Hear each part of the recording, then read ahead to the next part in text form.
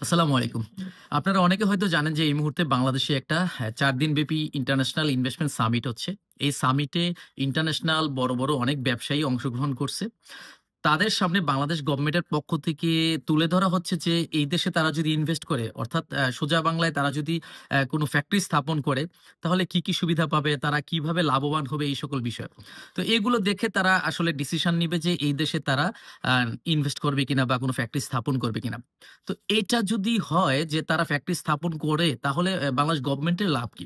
আসলে গভর্নমেন্টের ২ ধরনের লাভ এখানে। প্রথমত হলো যে তারা যদি ফ্যাক্টরি স্থাপন করে তাহলে সে ফ্যাক্টরি গুলাতে আমার দেশের অনেক লোক চাকরি করার সুযোগ পাবে। আর দ্বিতীয়ত হলো যে ওই ফ্যাক্টরি গুলা থেকে সরকার প্রচুর পরিমাণে আপনার ভ্যাট ট্যাক্স বাবদ কিন্তু আপনার রাজস্ব বা ইনকাম অর্জন করতে পারবে।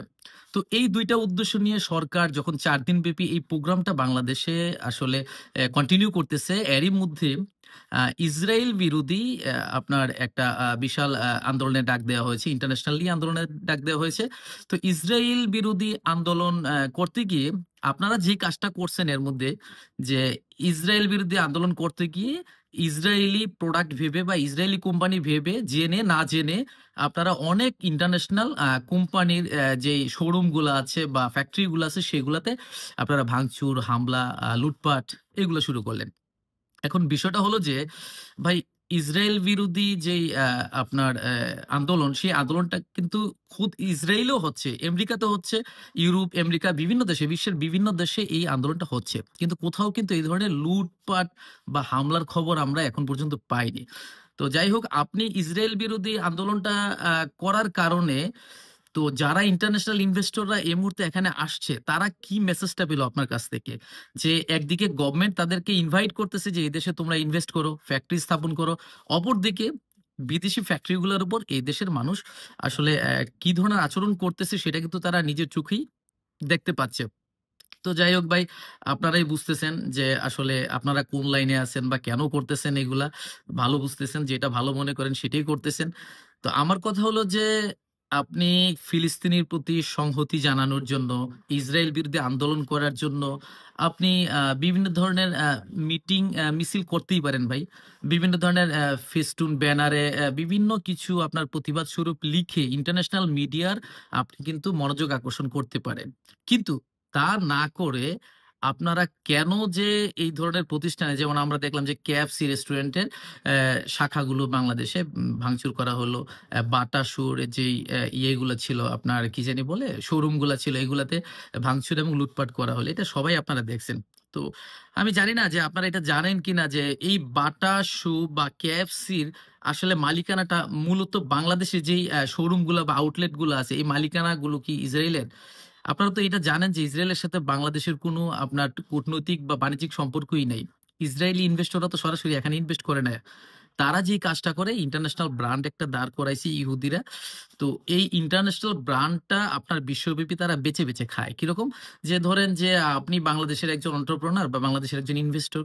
আপনি তাদের নামটা ব্যবহার করে তাদের ফর্মুলাটা ইউজ করে এদেশে একটা আউটলেট বা শোরুম দিয়েছেন।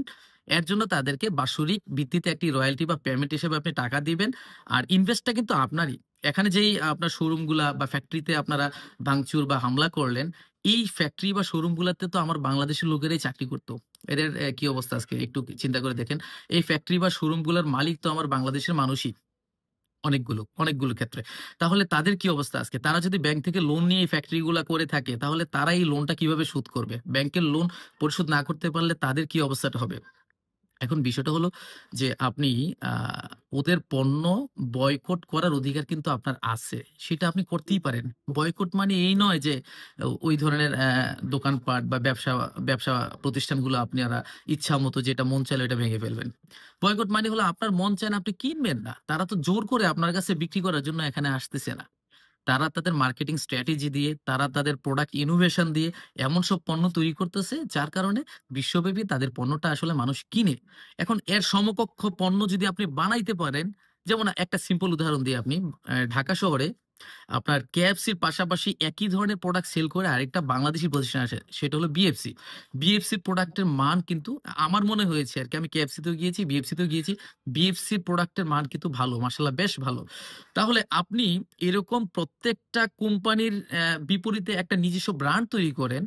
নিজের মাথাটা খাটান যে কিভাবে আপনার মানসম্পন্ন পণ্য আপনি তৈরি করতে পারবেন। কি স্ট্র্যাটেজি নিলে আপনার প্রোডাক্টটা সেল করতে পারবেন। এইভাবে ভাঙচুর করে আপনি তো এটাকে বয়কট বলা যায় না। এটা হলো আপনার ধরেন আপনার একটা ম্যাসাকার তৈরি করার চেষ্টা করতেছেন। তো এই কারণে আপনার কিন্তু দেশেরই ক্ষতি হচ্ছে। যে সকল ইনভেস্টর এদেশে এসেছে তারা কিন্তু ইনফরমেশনটা কোনো না কোনো ভাবে পাবে। কারণ এটা মিডিয়া কভারেজে চলে আসতেছে, সোশ্যাল মিডিয়াতে আসতেছে। প্লাস যারা এখানে আসছে উদ্যোক্তারা, বিদেশি ইনভেস্টররা, তাদের তো একটা কমিউনিটি আছে। তারা তো অবশ্যই জেনে যাবে যে বাংলাদেশে আসলে এই ধরনের অ্যাটাকের সম্মুখীন হচ্ছে ইন্টারন্যাশনাল অর্গানাইজেশন গুলো। সো আপনারাই ভেবে দেখেন যে আপনাদের জন্য কোনটা ভালো হয়। আপনারা যেটা করতেছেন এটা কি আসলে ঠিক করতেছেন কিনা? দেশের কথা চিন্তা করে, দেশের স্বার্থ বিবেচনা করে আপনারা জাস্ট এই ধরনের সহিংস কোনো ঘটনা করবেন না। এটা আপনাদের প্রতি আমার অনুরোধ রইলো। আপনি চাইলে আপনার ভালো না লাগলে আপনি সেই পণ্য কিনেন না। আপনি অল্টারনেটিভ কোনো পণ্য কিনেন। আপনি অন্য কাউকে এই পণ্য না কেনার জন্য অনুরোধ করতে পারেন। কিন্তু আপনি এভাবে ভাঙচুর বা এই যে আপনার লুটপাট এইগুলা দিয়ে কিন্তু আপনি আপনার ইসরায়েলকে শায়েস্তা করতে পারবেন না। আপনার এই ভাঙচুর বা লুটপাটের কারণে ইসরায়েলের আসলে কিছু যায় আসে না। প্রকৃতপক্ষে কিছু যায় আসে না। ক্ষতি আপনার নিজেরই হচ্ছে। সো এই বিষয়গুলা ভেবে আপনারা আশা করি যে এই ধরনের সহিংস ঘটনা আর ঘটাবেন না। বাংলাদেশের ভাবমূর্তি আপনার ইন্টারন্যাশনালি যেন আরো ভালো হয় সেই বিষয়টার দিকে আপনারা খেয়াল রাখবেন। তো ধন্যবাদ আমার ভিডিওটি দেখার জন্য। যদি কোনো কথায় আপনাদেরকে আসলে ব্যথিত করে থাকি আমাকে ক্ষমা করে দিবেন। আমি শুধু এইটা বুঝাতে চাচ্ছি যে এই ভাঙচুর বা হামলা বা লুটপাট এটা মাধ্যমে আপনি গাজার প্রতি আপনার যে একাত্মতা সেটাও প্রকাশ করতে পারতেছেন না। এভাবে জুতা চুরি করে আপনি গাজাবাসীর পক্ষেও দাঁড়াইতে পারবেন না। আপনি ইসরায়েলকেও শায়েস্তা করতে পারবেন না। এতে আপনারই লস। আপনার নিজেরই লস।